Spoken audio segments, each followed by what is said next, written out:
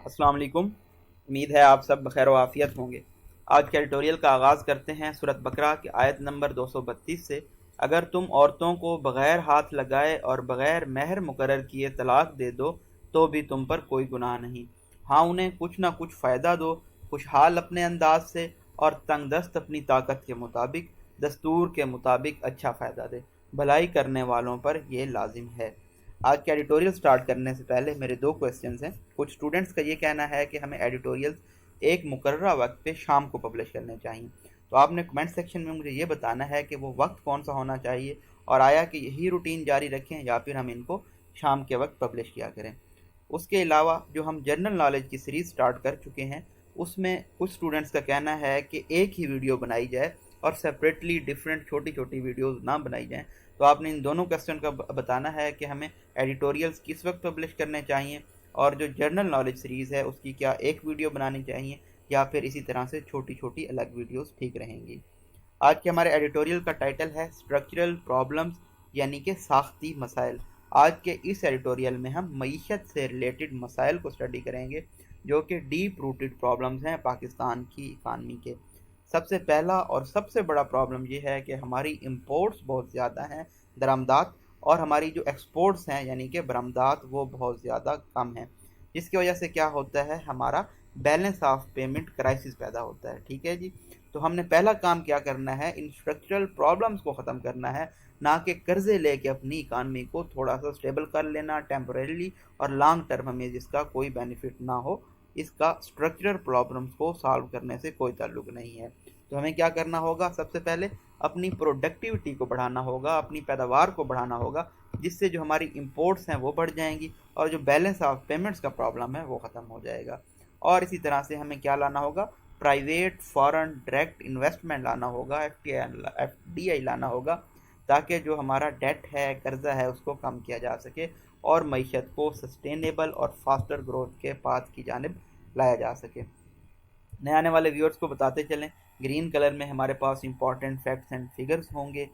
Yellow colour में हम difficult words की मीनिंग को स्टडी करेंगे, रेड कलर में हम पंक्चुएशन मार्क्स को एक्सप्लेन करते हुए चलेंगे और एक्वा कलर में हमारे पास डिस्कोर्स मार्कर्स होंगे। अगर आपने अभी तक हमारे चैनल को लाइक और सब्सक्राइब नहीं किया तो ज़रूर सब्सक्राइब करें ताकि डेली अपडेट्स आप तक पहुंचती रहें, और वीडियोस को लाइक भी ज़रूर किया करें क्योंकि इतने सारे व्यूज़ होते हैं और लाइक्स कम होने की वजह से रीच काफ़ी कम हो जाती है। आइए स्टार्ट करते हैं। द फैक्ट, ये हकीकत, दैट के कतर स्टेटेड इंटेंशन, कतर का जाहिर किया गया इरादा, टू इन्वेस्ट $3 बिलियन, के वो $3 बिलियन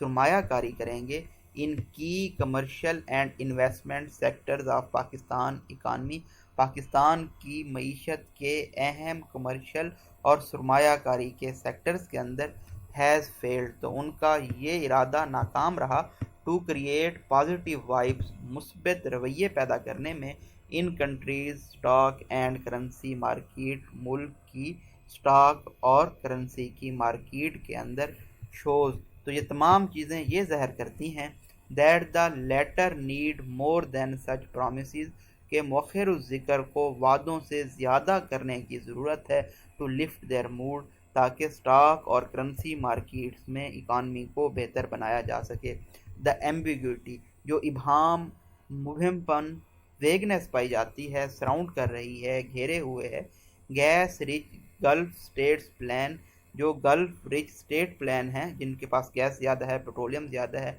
उनके प्लान्स और टाइम फ्रेम के अंदर एक इबहम पाया जाता है इस वादा की गई इन्वेस्टमेंट के लिए, हैज़ नॉट हेल्प्ड ईदर, इस इबहमपन ने भी ज़्यादा मदद नहीं की। इट आल्सो रिमेन्स अनक्लियर, ये भी अभी गैर वाज़ेह है, वेदर द प्लेज्ड इन्वेस्टमेंट, उस सरमायाकारी जिसका वादा किया गया था, to be made through Qatar sovereign wealth fund, क्या ये सरमायाकारी की जाएगी कतर के खुद मुख्तार वेल्थ फंड से, डबल डैशेज हैं, फ्लो ऑफ सेंटेंस ब्रेक करते हुए बताया गया, जो कि कतर इन्वेस्टमेंट अथॉरिटी है, is in addition to 2 billion Doha has promised, क्या ये 3 बिलियन अलग हैं और वो 2 बिलियन जो कि दोहा ने प्रॉमिस किए थे कि वो डिपॉजिट करेगा स्टेट बैंक में ताकि जो हमारे गिरते हुए फॉरेन एक्सचेंज रिजर्व्स हैं उनको बढ़ाया जा सके,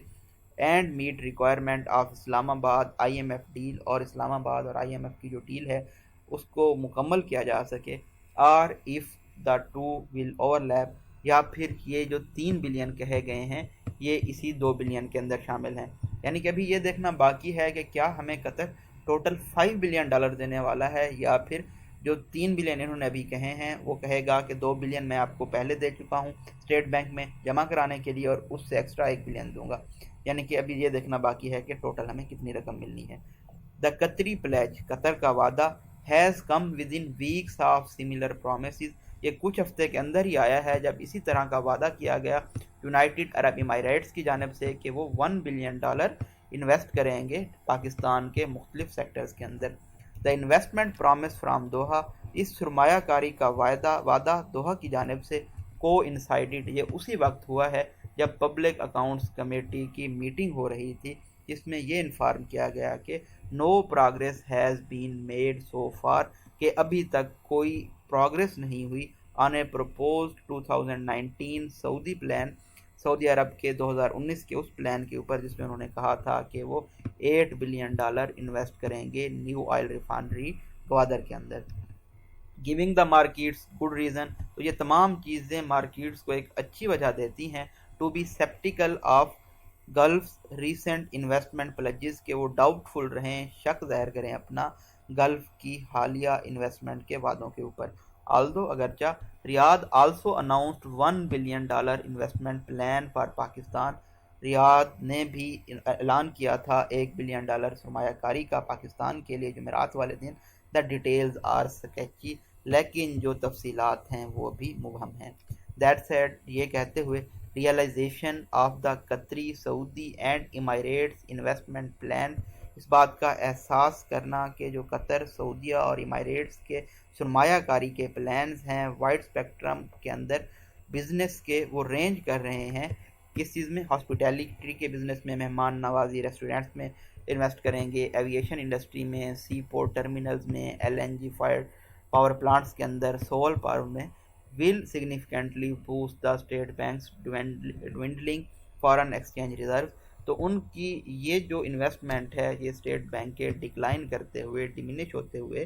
फॉरेन एक्सचेंज रिजर्व्स को थोड़ा सा सहारा देगी, बूस्ट करेगी, शोर अप करेगी टेम्पोरेली नियर टर्म में इन ए टफ एक्सटर्नल इन्वायरमेंट, जबकि बैरूनी जो माहौल है वो बहुत ज़्यादा मुश्किल है। But it will not help tackle the structural problems faced by the economy, लेकिन अब बात वही आ जाती है कि ये मदद नहीं करेगी टैकल करने में, सॉल्व करने में, एब्जॉल्व करने में जो साख्ती मसाइल हैं, डीप रूटेड प्रॉब्लम्स हैं हमारी मीशत के, and the letters chronic inability, और हमारी मीशत की जो लंबे अरसे से चली आ रही, क्रोनिक जो होता है बहुत पुरानी बीमारी हो जाए उसको क्रोनिक बोलते हैं, नाअहलियत, इनएबिलिटी, इनएप्टनेस, कि ये डॉलर्स नहीं कमा सकती ताकि जो हमारा इंपोर्ट का बिल है उसको बैलेंस किया जा सके। डॉलर कब आएंगे, जब आप एक्सपोर्ट्स करेंगे। Pakistan is currently contending with one of the most serious economic crisis, Pakistan हाल में सबसे ज़्यादा संजीदा मईशी बहरान का सामना कर रहा है, तारीख का सबसे ज़्यादा संगीन बहरान है। As it faces a balance of payment problem, क्योंकि पाकिस्तान को फर्स्ट ऑफ ऑल तो बैलेंस ऑफ पेमेंट का मसला है, which has forced Islamabad to turn the multilateral lender, जिसकी वजह से इस्लामाबाद को कर्ज दहिंदगान की जानब जाना पड़ा, और ख़ास तौर पे जो दोस्त ममालिक हैं जिनमें चाइना, सऊदिया, UAE, कतर शामिल हैं, ताकि उनसे डॉलर्स हासिल किए जाएं और जो डिफ़ॉल्ट का ख़तरा है उसको अवॉइड प्रिवेंट किया जा सके। With foreign currency reserves dropping to below $8 billion, पहला मसला क्या था कि हमारा बैलेंस ऑफ पेमेंट का मसला चल रहा है, दूसरा मसला क्या आया कि जो हमारे फॉरेन एक्सचेंज रिजर्व्स हैं वो कम होके $8 बिलियन पे आ गए हैं, और less than 1.5 months of imports, या आप ऐसा कह सकते हैं कि हमारे पास अभी सिर्फ इतने पैसे हैं कि हम 1.5 मंथ यानी कि 1.5 मंथ की सिर्फ इम्पोर्ट्स कर सकते हैं। Pakistan is struggling to tackle a troubling current account deficit, तो उसके बाद क्या तीसरा मसला पैदा हो गया, पाकिस्तान बहुत ज़्यादा जदोजहद कर रहा है जो मौजूदा अकाउंट का खसारा है उसको टैकल करने के लिए, उससे निपटने के लिए। One of the world's fastest growing inflation level, और इसके साथ साथ जो दुनिया में महंगाई है वो भी बढ़ रही है, और हमारा जो चौथा मसला है वो क्या है कि जो हमारा एक्सचेंज रेट है वो भी बहुत ज़्यादा वीक हो रहा है। जैसा कि आप डॉलर देखें तो अब 220 रुपये पर पहुंच चुका है। अर्लियर दिस वीक, इस हफ्ते के अवाइल में, state bank has sought to calm the markets, state bank ने मार्केट्स को पुरस्कून करने की कोशिश की है, सेइंग दैट, ये कहते हुए कि country's external financing needs had been more than fully met, मुल्क की जो बैरूनी माली ज़रूरियात हैं वो मुकम्मल हो चुकी हैं, उनको मेट किया जा चुका है मौजूदा माली साल के लिए, with reserves likely to double, और जो हमारे फॉरेन एक्सचेंज रिज़र्व्स हैं वो डबल हो जाएंगे, यानी कि $16 बिलियन हो जाएंगे इस साल के आखिर तक।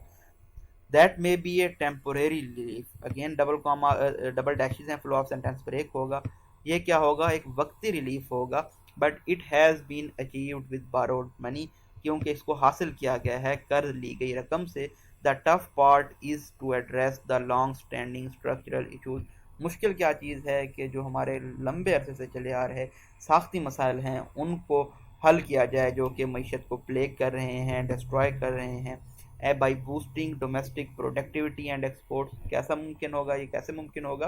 कि हमारी जो मकामी पैदावार है उसको बढ़ाया जाए और जो हमारी बरामदात हैं उनको बढ़ाया जाए, वूइंग प्राइवेट एफटीआई और प्राइवेट फॉरेन डायरेक्ट इन्वेस्टमेंट हासिल की जाए ताकि हमारा जो कर्जा है, डेट है, उसको रिड्यूस किया जाए, tackling balance of payment troubles और बैलेंस ऑफ पेमेंट्स के जो मसाइल हैं उनको हल किया जाए, and putting the economy on sustainable and fast growing path, और मईशत को लाया जाए एक पायदार और तेज़ी से ग्रो करने वाले रास्ते के ऊपर।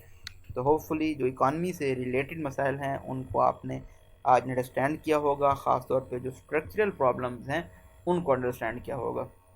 तो एक बात मैं काफ़ी अरसे से कहता चला आ रहा हूँ और इकानमी के ऊपर मैंने बहुत डिटेल से डिस्कशन की है, आपको current account deficit, external deficit और उसके साथ साथ जो दूसरी इकानमी की टर्म्स हैं, एफडीआई है, रिमिटेंसीज हैं, उनके बारे में भी अगर आप पिछले लेक्चर उठा के देखें तो उनमें बताया गया है। और आज से मैं इनको प्ले लिस्ट में भी ऐड करना स्टार्ट करूँगा, यानी कि जो इकानमी की प्ले लिस्ट है उसमें इकानमी के होंगे, ताकि अगर आप पोलिटिकल अफेयर्स, इकानमी के अफेयर्स, एजुकेशन के अफेयर्स, क्लाइमेट के अफेयर्स पढ़ना चाहते हैं तो आपको अलग अलग प्ले लिस्ट में मिल जाए। और अगर आप 10 एडिटोरियल्स वहाँ पे जाकर स्टडी करें, लेक्चर सुन लें तो एक क्वेश्चन आप आसानी से डील कर लें। तो होपफुली मैं अपने इस मकसद में भी कामयाब रहूँ और आपकी साथ सपोर्ट की भी बहुत ज़्यादा ज़रूरत है ताकि आप भी तमाम चीज़ों को अंडरस्टैंड करें, अपना रिस्पांस दें। अगेन लास्ट पे वही 2 क्वेश्चन बाकी रहेंगे कि एडिटोरियल्स का क्या टाइम होना चाहिए पब्लिश करने का, और इसके साथ साथ क्या जनरल नॉलेज की जो वीडियोज़ हैं उनको एक टाइम पे, कौन से टाइम पे उनको कंबाइन किया जाए या फिर उनको सेपरेटली बनाया जाए। अपनी दुआओं में याद रखिएगा। आपका कोई क्वेश्चन होता है तो वो भी ज़रूर पूछा करें, पार्टिसिपेट किया करें, ताकि मुझे भी पता चले कि लोग कितने लिंक हैं मेरे चैनल के साथ। अपनी दुआओं में याद रखिएगा। अल्लाह हाफिज़।